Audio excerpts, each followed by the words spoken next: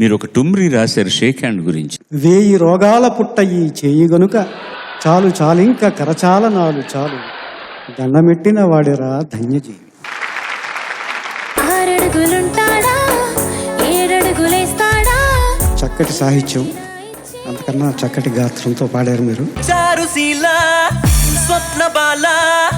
Record play చేసినంత చక్కగా పాడారు. సెకండ్ మూవీ నేను నటించింది ముత్యాల మొగ్గు, ఫస్ట్ రిలీజ్ అయింది. అలాంటి సినిమాలో సీత పాత్ర దొరకడం అనేటటువంటిది అత్యద్భుతమైనటువంటి ఒక వరం. కంగును మోగింది గొంతు. డయాఫ్రమ్ లోపలంతా కదిలిపోయింది. అతడిలో ఏదో మత్తెలపు ఉంది, ఏంటంటే చెప్పడుగా. ఎక్కడెక్కడున్నాడు వాడు, ఎప్పుడెప్పుడెప్పుడు వస్తాడు.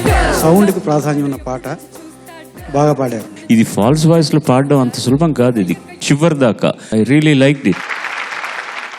పాడుతా తీయగా ప్రతి ఆదివారం రాత్రి 9:30 గంటలకు మీ ఈటీవీలో.